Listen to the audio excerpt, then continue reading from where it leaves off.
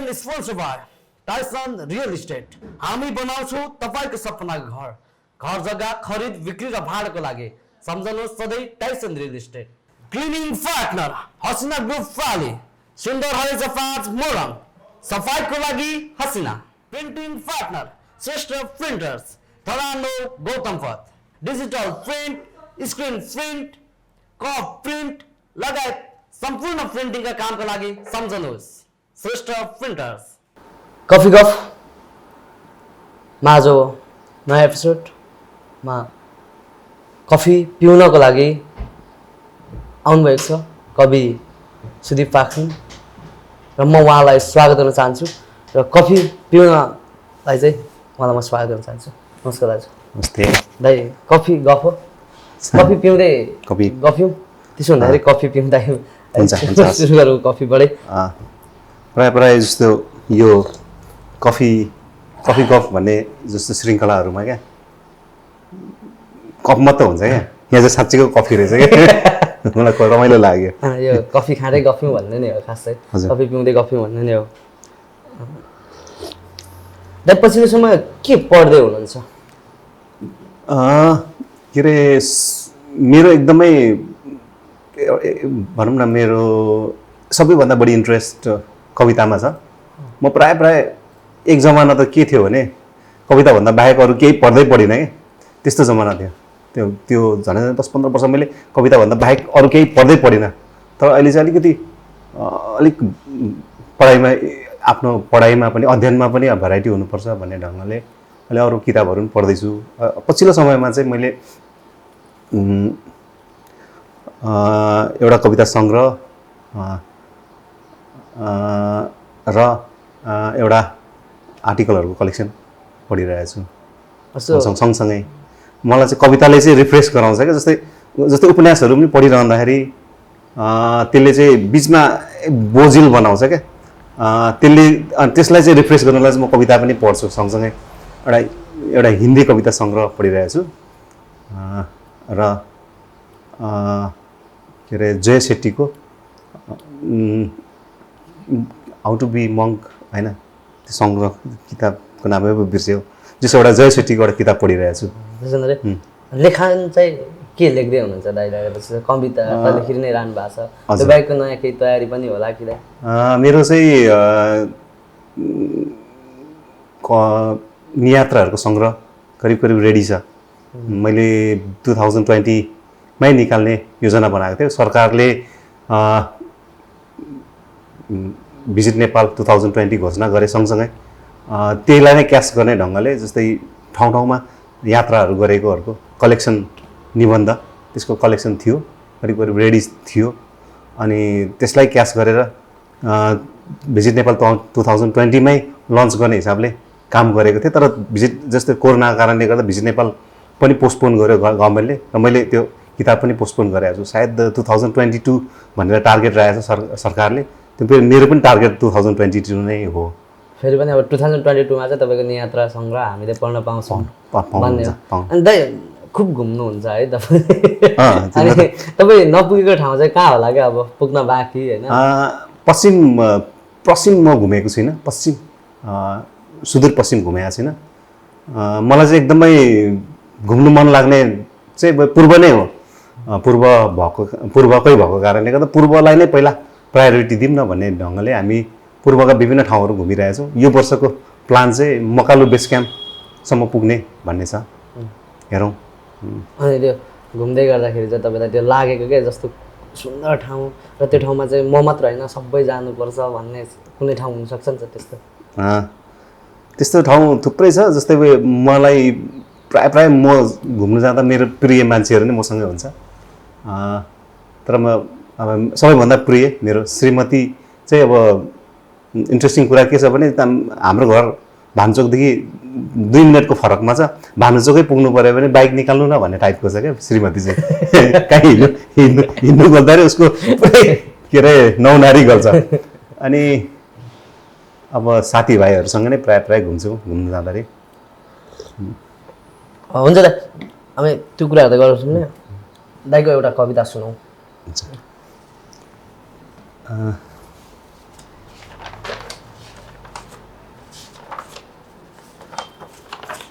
मावला भन्ने कविता सुनाउँछु है। मावलालाई मैले कसरी हेरेको छु त्यो मैले कवितामा लेख्नु खोजेको छु। कविता यस प्रकारको छ। एउटै बाटो भएर पुगिन्थ्यो मन्दिर र मावला पहिले। एउटै बाटो भएर पुगिन्थ्यो मन्दिर र मावला पहिले, जहाँ मन्त्रोच्चारण गरे चाहिँ पण्डितले सुनाउनुहुन्थ्यो परिकथाहरू मामा। घन्टी चाहिँ बस्थ्यो पुरानो खोकी हजुरआमाको र फैलन्थ्यो धुपको सुगन्ध चाहिँ धुवा उहाँको चुलाबाट पुरै घरमा। एउटै जस्तो लाग्थ्यो मस्जिद र मावला पहिले, जहाँ सखारै कुनै मौलवीले एक सुरमा बडो सुरका साथ आजान गाए झै लाग्थ्यो हजुरबाको हप्काइ पनि, र लागिरहन्थ्यो कि दोहोऱ्याइरहँ ती केटाकेटी गल्तीहरू बारम्बार। सफा हृदयका साथ एक धुनले नमाज पढे झै चलिरहन्थ्यो सानीमाहरूका हात। सफा भइरहन्थे भाँडाकुटा, कोठा, बरन्डा र पुरै वातावरण। हुबहु एकै देखिन्थे चर्च र मावला पहिले। गुरुद्वारा र गुम्बा पनि चुपचाप आएर थपक्कै बसेझै गर्थ्यो मावलामै। जसको छाना माथिबाट सुरु हुने इन्द्रणी झनै रङ्गीन हुने गर्थ्यो, अझै सुरिलो लाग्थ्यो जहाँको झ्यालमा चढेर गाउने कोइली पनि। जहाँ त शत्रुहरू नै पनि मित्रहरूभन्दा बढी मित्र लाग्थे, जो नगिचै रहेर सम्बन्धका सुमधुर कुनै सुरिला रागहरू सुनाइरहन्थे। साँच्चै नै उस्तै थिए मावला र दुनियाँका प्रत्येक सुन्दर कुराहरू पहिले। उस्तै छन् मावला र दुनियाँका हरेक पावन कुराहरू अहिले। एउटै बाटो भएर पुगिन्छ मन्दिर र मावला अहिले पनि। धन्यवाद। एउटै बाटो भएर पुगिन्छ मन्दिर र मावला अहिले पनि। यस्तो मिठो।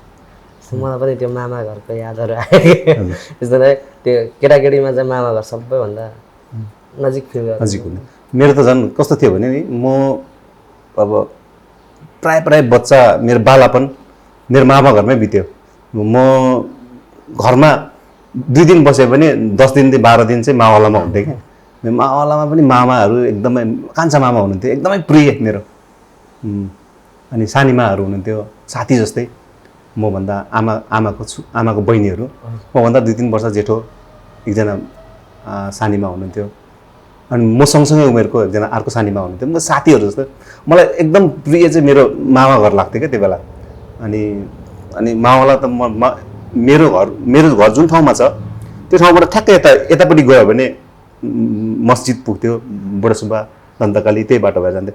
अनि ठ्याक्कै अपोजिटपट्टि चाहिँ मामा घर थियो क्या त्यो बेला। 2टा अपोजिट बाटोहरूले मामा घर लान्थ्यो, 2टा एउटा अपोजिट बाटोतिर चाहिँ मस्जिद र मन्दिरहरू पुगिन्थ्यो क्या। तर मलाई त्यो 2टा बाटो होइन जस्तो लाग्थ्यो, एउटै लाग्थ्यो क्या। त्यो म प्राय सोच्थेँ क्या, त्यो 2टा बाटो छैन क्या, त्यो एउटै बाटोले मन्दिर पनि पुऱ्याउँछ, एउटै बाटोले मेरो मामा घर पनि पुऱ्याउँछ भन्ने लाग्थ्यो क्या। त्यही कुरा मैले गर्नु खोजेको छु। जस्तो यो कविताको रचना गर्बै त्यसरी आयो। त्यसरी नै आयो। हजुर हो। मेरो मामा घरप्रतिको अट्याचमेन्ट सँगसँगै मेरो मामा घरलाई मैले कसरी सोच्छु भन्ने कुरा मैले ठ्याक्कै त्यसलाई पोर्ट्रेट गर्नु खोजेको छु कवितामा। दाइको अब यस्तो यो कविताहरूमा अलिकति दर्शनका कुराहरू पढ्न पाइन्छ, अलिकति बोधका कुराहरू पढ्न पाइन्छ। र प्रेम कविताहरू चाहिँ दाइले कतिको लेख्नुभयो?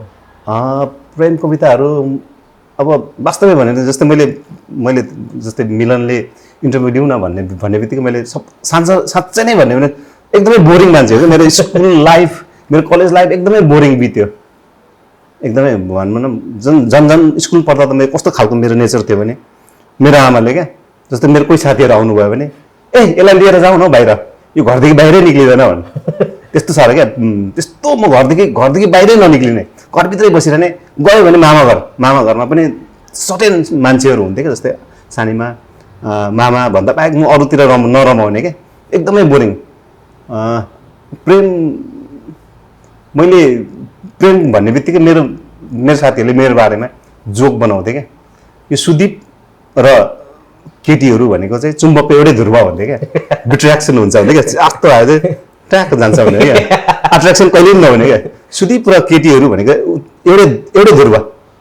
मैले अब साँच्चै भन्नु भने प्रेम गरेँ, एकदम कमजोर, एकदम डरपोक प्रेमी भएर प्रेम गरेँ क्या। मैले बताउनु पनि सकिनँ, तर त्यही कुराहरू मैले कवितामा 1-2वटा मैले लेख्दै नलेखेको भन्ने चाहिँ होइन। जस्तै मैले 2-4 वटा कविताहरू लेखेको छु। जस्तै मेरो पहिलो सङ्ग्रहमा 2-3 वटा कविताहरू छ, प्रेम कविताहरू। मेरो दोस्रो सङ्ग्रह आयो, त्यसमा एउटा 2टा होला। अब आउने सङ्ग्रहमा चाहिँ अब चाहिँ त्यो जस्तै अब चाहिँ भनौँ न अब म्याच्युरिटीतर्फ अथवा अझ भनौँ न बुढापातर्फ उमेर लाग्न थालेपछि त्यो प्रेम खड्किने रहेछ कि अहिले चाहिँ म बढी प्रेमको कविताहरू लेखिरहेको छु कि पछिल्लो समयमा। जस्तै बोधै भनेर पनि प्रेमको मेरो थुप्रै कविताहरू आउँछ भन्ने छ भनौँ न मेरो। यसो यो कविता यात्रा चाहिँ कसरी तय गर्नुभयो दाइ तपाईँले?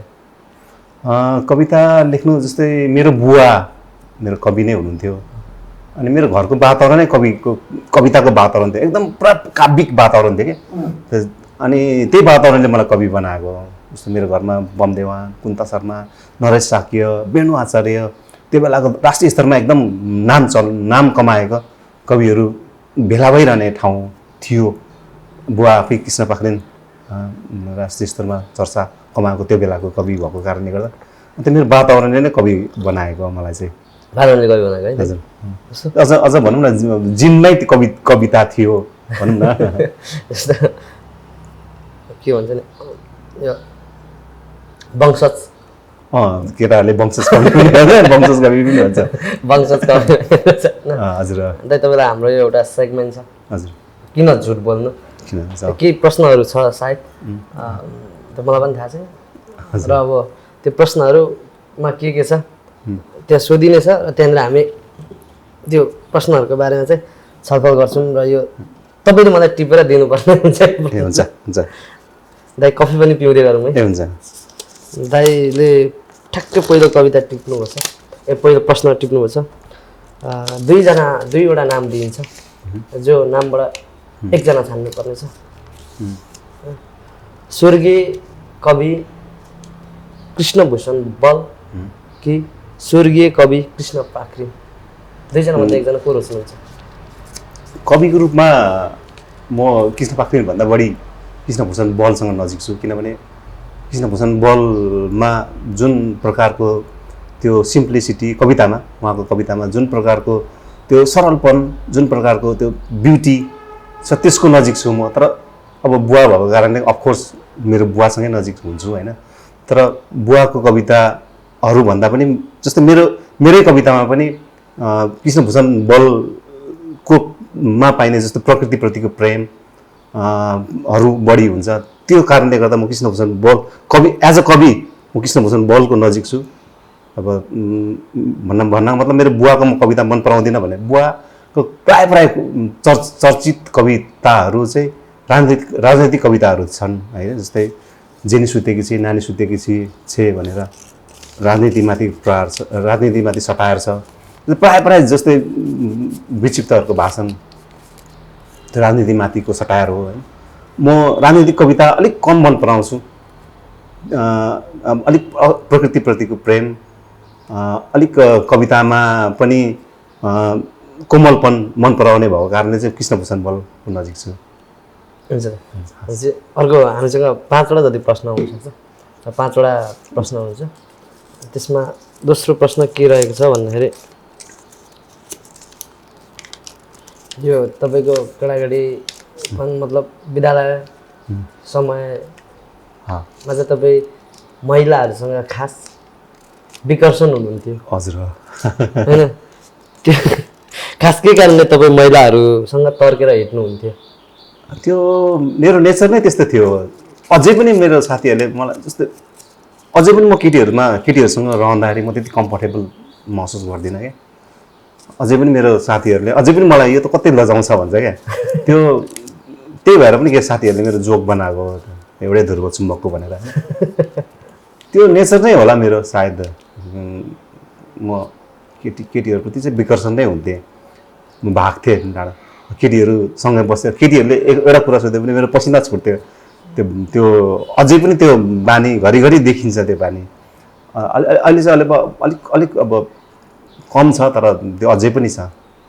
त्यस्तो त्यो बाई नेचर नै होला त्यो, अरू त त्यस्तो कारण छैन। अहिले पनि तपाईँ केटीहरूसँग चाहिँ महिला त्यति कम्फर्टेबल महसुस गर्दिनँ म। त्यो मेरो त्यो बच्चादेखि नै बानी नै हो त्यो। त्यो म मरुन्जेलसम्म त्यस्तै रहन्छु होला। त्यति कम्फर्टेबल चाहिँ हुँदिनँ म। सर्टेन केही साथीहरू छ, केटी साथीहरू पनि हातमै गर्न सकिन्छ, उनीहरूसँग मात्रै म नजिक त्यति कम्फर्टेबल हुन्छ। त बाहेक म केटैसँग पनि म कति धेरै साथीहरूसँग म त्यति खुल्दिनँ क्या।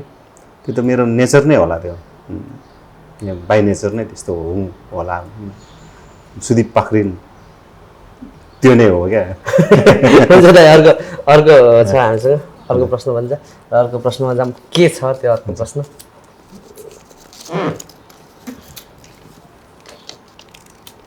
कस्तो समस्या आइदा यो त्यो विकर्षण हुने मान्छे र त्यहाँ फेरि त्यस्तै खालको प्रश्न छ। हुन्छ हुन्छ हुन्छ। विवाह पश्चात प्रेम प्रस्ताव आयो कि आएन? बिहा अगाडि पनि कहिले पनि मलाई प्रेम प्रस्ताव पहिल्यै नै आएन। एकदम सिम्पल मान्छे थिएँ म। सिम्पल भन्दा पनि त्यो म कलेज पढ्दा चाहिँ अलिक लामो कपाल पालेको थिएँ। अनि मैले सुनेको, अब मलाई त कसले पनि भनेको छैन होइन, मसँग कतिपय केटीहरू त डराउँथे अरे। जहिले पनि 4-5 जना केटाहरू लिएर हिँड्ने। कलेज पढ्दाखेरि चाहिँ 4-5 जना साथीहरू हुन्थे मसँग जहिले पनि। अनि एक्लै नहिँड्ने, अनि कपाल लामो पालेको लुते थिएँ। केटीहरू त डराउँथ्यो। अब बिहा अगाडि त जसलाई प्रेम प्रस्ताव आएन, बिहा पछाडि जान कसरी आउँछ? सम्भवै छैन। अर्को प्रश्न छ दाइ हामीसँग। अब यो चौथो प्रश्न हो क्या अरे। चौथो प्रश्न कस्तो छ भन्ने कुरो थाहै भएन। तपाईँ त अघि नै भनिसक्नु भयो त्यो त त्यही रहेछ यहाँनिर। तपाईँलाई एउटा आरोप छ, तपाईँ र केटी एउटै ध्रुव हो भन्ने, चुम्बकको एउटै ध्रुव हो भन्ने। खास यो चाहिँ के हो? त्यो चाहिँ मेरो साथीभाइहरूले जोक बनाएको। त्यो वास्तवमै म थिएँ पनि त्यस्तै। केटीहरू भन्ने बित्तिकै भागिहाल्ने, केटीहरू भन्ने बित्तिकै टाढा भइहाल्ने। एउटा किस्सा छ। जस्तै म कलेज पढ्दाखेरि मसँग एउटा पढ्ने एउटा केटी थियो, जसले चाहिँ हाम्रो घरको बाटो हुँदै गएर एउटा तल एउटा स्कुल थियो, बुद्ध आदर्श भन्ने बोर्डिङ स्कुल। त्यो स्कुलमा पढाउँथ्यो त्यो केटी।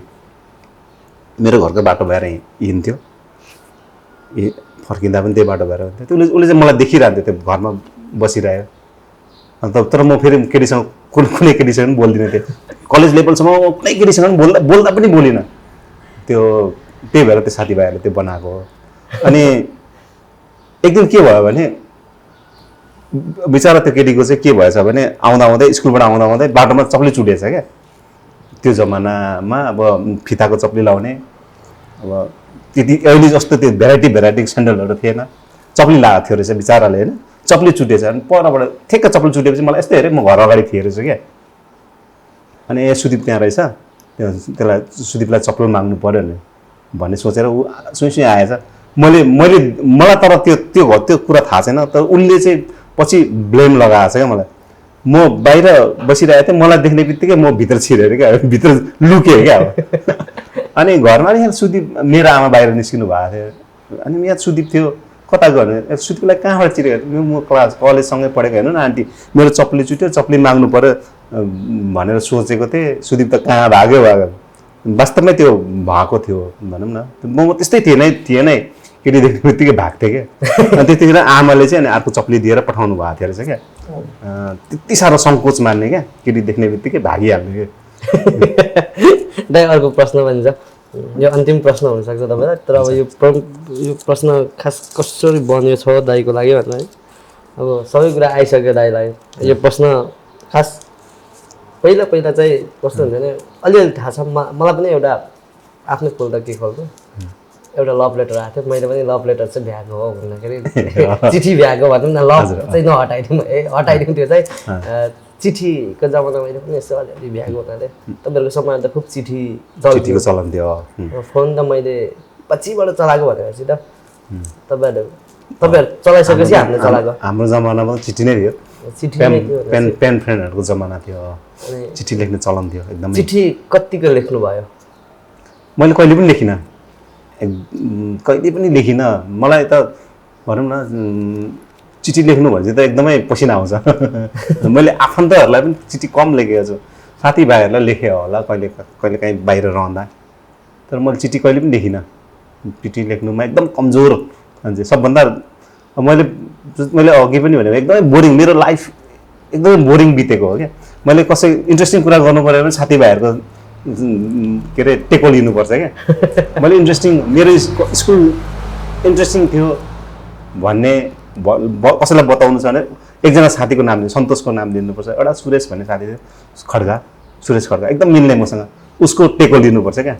अनि जस्तो तपाईँको सङ्गत त अब चिठी लेख्ने साथीहरूसँगै भएको भन्दा अब बाह्र साथीहरूकै त्यो हुन्छ नि सङ्गतको गुणा सङ्गत गुणा फल भन्ने भन्छ नि त। मैले लेख्दै लेख्दैन एकदम एकदम फ्र्याङ्क एकदम। मैले अहिलेसम्म चिठी कहिले पनि लेखिनँ, त्यो स्कुल लेभलमा पनि लेखिनँ, कलेज केटीले त झन् लेख्दै लेखिनँ होइन। साथीभाइहरूलाई चाहिँ मैले काठमाडौँ छँदा एकपटक एक जमानामा काठमाडौँ पढ्दाखेरि साथीभाइहरूलाई चिठी लेखेको छु होइन। त्यतिखेर चाहिँ साथीभाइहरूले अब हुन त फुर्काउनुलाई भने त चिठी राम्रो लेख्छस् भन्थ्यो, राम्रो चिठी लेख्छस् भने। अब हुन त अब साहित्यकार भएको कारणले गर्दा सायद राम्रो हुन्थ्यो पनि होला, तर चिठी त राम्रो हुन्छ नि भनेर भन्थ्यो। मैले लेखेको भने साथीभाइहरूलाई चिठी लेखेको, त्यो पनि विदेश रहँदाखेरि। म एकपटक विदेश रहेको हो, त्यतिखेर लेखेँ।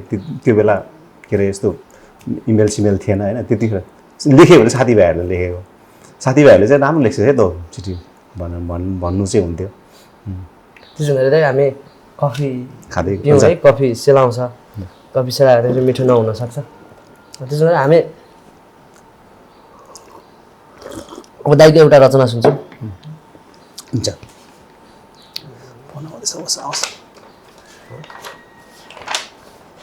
त्यो समय कस्तो थियो दाइ? अब जस्तो सुदीप पाखरिन कवि भनेर चिन्नुभन्दा अगाडि र सुदीप पाखरिन कवि भनेर चिनिसके पछाडिको समय चाहिँ कस्तो थियो? सुदीप पाखरिन कवि भएर हुनुभन्दा अगाडि भनौँ न, सुदीप पाखरिन त यस्तो गुमनाम मान्छे थियो कि मलाई हाम्रो स्कुल पढ्दाखेरि झन् 100-150जना विद्यार्थी थियो होला, एबिसी 3टा सेक्सन थियो। मलाई बिरलैले चिन्छ, कम्तीले चिन्छ। त्यसो एकदम हुन त म ब्याक बेन्चर पनि होइन, पछाडि सिटमा गएर बस्ने विद्यार्थी पनि होइन, अगाडि नै बस्थेँ। किन सानो थिएँ, मेरो साइज मेरो साथीहरूको कम्पेयरमा म अलिकति सानो पनि थिएँ, उमेर पनि सानो नै थियो। त्यो बेला हामी जुन बेलामा एसएलसी दियौँ त्यो बेला त 20-22 वर्ष पुगेको एसएलसी दिनेहरू हुन्थे क्या। हामी चाहिँ ट्याक्क 16 वर्ष पुगेको थियो। अनि अलिक कमजोर पनि थिएँ, सानो भएकोले गर्दा अगाडि नै बस्थेँ। अगाडि नै बसे पनि पढ्नु पनि त्यति तीक्ष्ण चाहिँ होइन क्या। म पढ्नु पनि ठिकै मजावाला खालको मध्यम खालको विद्यार्थी थिएँ। अनि कि त अब फटालाई चिन्दो रहेछ सर्कलले होइन, कि त एकदम पढाकुलाई चिन्छ, कि त एकदमै एक्स्ट्रा एक्टिभिटीहरू गर्ने। म न एक्स्ट्रा एक्टिभिटी गर्थेँ, न पढाइमा एकदम अब्बल थिएँ, न म भनौँ न चकचक बढी गर्थेँ, फटा टाइपको थिएँ। त्यही भएर मलाई त स्कुलमा त कति धेरै विद्यार्थीहरू त मलाई चिन्दा पनि चिन्दैन, यो पनि हामीसँग पढेको हो र भन्छ कति विद्यार्थीहरूले भेट्दाखेरि। त्यस्तो खालको थिएँ। कलेजमा पनि म त्यस्तै थिएँ। कलेजमा पनि म त्यति खुल्ने मेरो बानी थिएन, त्यति धेरैले चिन्दैन थियो। तर आफ्टर जब म कविता लेख्न थालेँ, कविताले मैले कविता लेखेपछि कविताले मलाई चिनाउँदै जब लग्यो, तब चाहिँ मलाई धेरैले चिन्न थाल्यो, सर्कल पनि बढ्यो। अहिले त गर्व गर्ने ठाउँसम्म छ भनौँ न। जस्तो पूर्व मेचीदेखि पश्चिम महाकालिकासम्मले चिन्छ, नेपालीहरू जहाँ छ त्यहाँले चिन्छ। त्यो चाहिँ मलाई कविताले बनाएको, कविताले दिएको नाम हो, कविताले दिएको फेम हो भनौँ न। कविताले कमसेकम त्यति चाहिँ बनायो मलाई। जहाँ नेपालीहरू छन्, नेपालीमा पनि कविता जसले इन्ट्रेस्ट राख्छ उसले चिन्छ मलाई। त्यो चाहिँ कविताले सम्भव बनाएको हो। त्योभन्दा अगाडि त एकदम गुमनाम, मलाई इभन मेरो क्लासकै साथीहरूले पनि चिन्दैन, यो मेरो मसँग पढेको हो र भन्छ क्या। हुन्छ दाइ, हामी कविता सुन्नु। हुन्छ।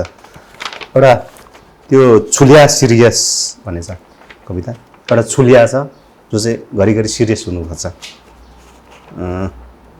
कविता भन्ने कुरा यस्तो पनि हुँदो रहेछ क्या। जस्तै मैले बालापनमा जे कुराहरू गर्नु पाइनँ नि, त्यो कुरा मैले कतिपय कविताहरूमा लेखेको छु क्या। छुलियापन त्यही कुरा मैले यसमा लेख्नु खोजेको छु। कहिलेकाहीँ लाग्छ चुपचाप बसिरहँ, नबोलु कसैसँग एक शब्द पनि, भत्काउँ मौनताका हरेक सीमारेखाहरू र आवाज नहोस् फिटिक्कै पनि। कोरू अन्टसन्ट शब्दहरूले कागज र रङ्गी बिरङ्गी पुतली भई उडोस् शब्दहरू कवितामा। कहिलेकाहीँ लाग्छ चुपचाप बसिरहँ एक कुनामा र फुकाइरहँ दुःखका एक एक गाँठाहरू र फेरि कसु गाँठाहरू दुःखकै जीवन रुन काम लाग्छ पछि भन्दै। कहिलेकाहीँ हौ लाग्छ फेरि केटाकेटी र गरु लाग्छ केटाकेटी हरकतहरू बित्थैमा। हौ लाग्छ फेरि जवान र समातेर उसको हात गरु लाग्छ प्रस्ताव जो छुटेको थियो मेरो हातबाटै फुक्का बालुवा हातबाट छुटेर जसरी। जो छुटेको थियो मेरो हातबाटै फुक्का बालुवा हातबाट छुटे जसरी कुनै दिन। कहिलेकाहीँ सोध्छु जब मर्छु म मरिसकेपछि के सुन्न पाउँछु होला लता मङ्गेशकर, रफी र नारायण गोपालका गीतहरू यसरी नै। अचम्म लाग्छ म भित्रको यो छुल्या किन सिरियस हुन खोज्छ घरिघरि। कहिलेकाहीँ लाग्छ चुपचाप बसिरहँ। धन्यवाद। यसो रचना गर्नमा मलाई जान मन लाग्यो क्या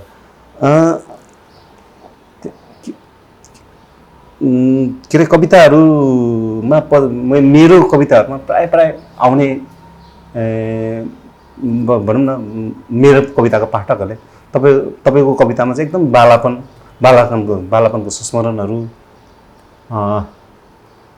त्यो नोस्टाल्जिया बढी आउँछ भन्ने कुराहरू छ। अनि मैले चाहिँ त्यो नोस्टाल्जियालाई अलग ढङ्गबाट सोचौँ न, अलिक सिरियस भएर सोचौँ न भन्ने सोचले चाहिँ आएको हो यो कविता।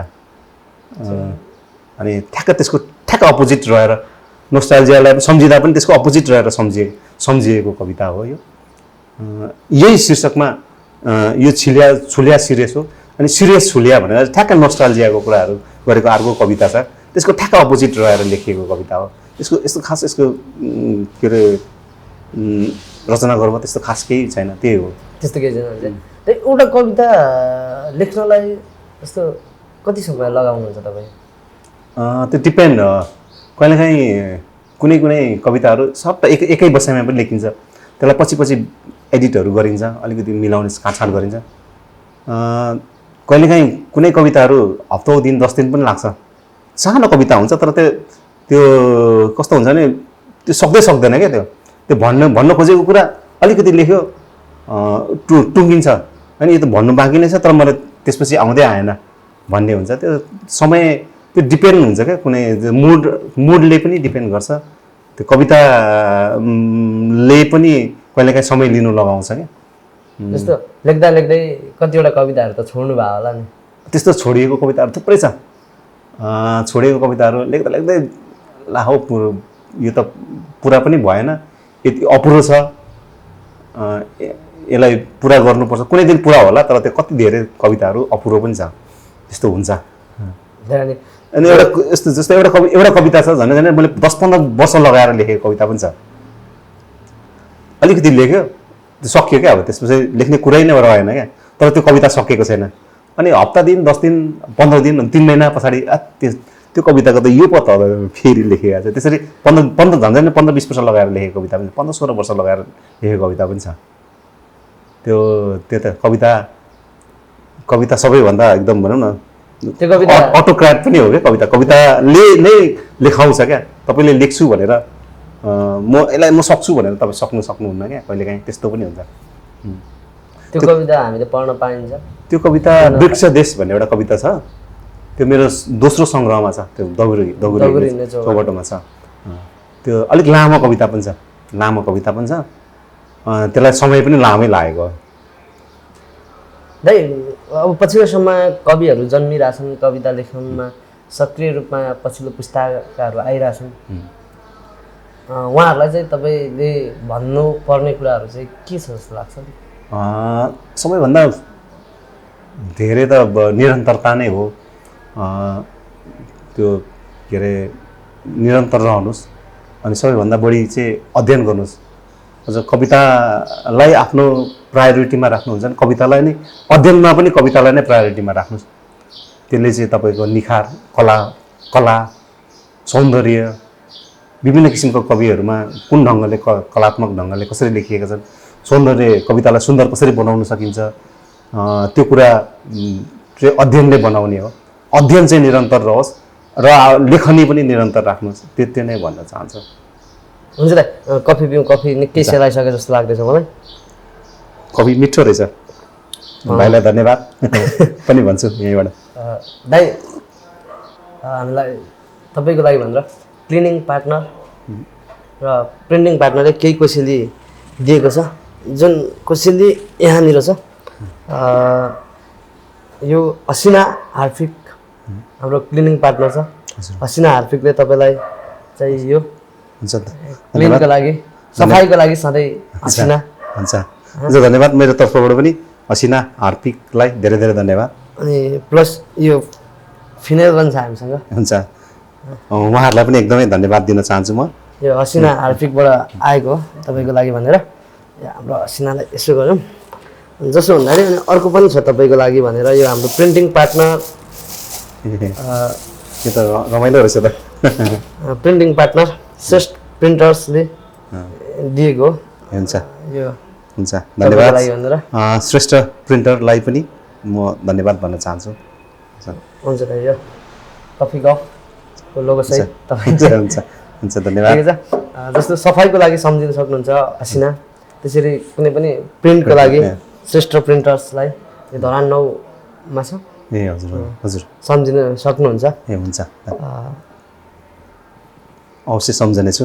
त्यस्तो जरुरी परेको खण्डमा म पुग्नेछु श्रेष्ठ प्रिन्टर। कफी पिउन आइदिनु भयो, त्यसको लागि धेरै धेरै धन्यवाद। हुन्छ, धन्यवाद। म व्यक्तिगत मेरो तर्फबाट एभरेस्ट मिडिया ग्रुप लाई पनि म धन्यवाद भन्न चाहन्छु र स्पेसल धन्यवाद चाहिँ म मिलनलाई भन्न चाहन्छु। तपाईँहरूलाई पनि धेरै धेरै धन्यवाद। यति बेलासम्म कफी गफ हेरेर बसिदिनु भयो, त्यसको लागि। र कफी गफ लगायत अन्य कार्यक्रम हेर्नको लागि एभरेस्ट डेली युट्युब च्यानललाई सब्सक्राइब गर्नुहोला। फेरि अर्को हप्ता नयाँ अतिथिको साथ हामी उपस्थित हुने नै छौँ। अहिलेको लागि भने बिदा चाहन्छु।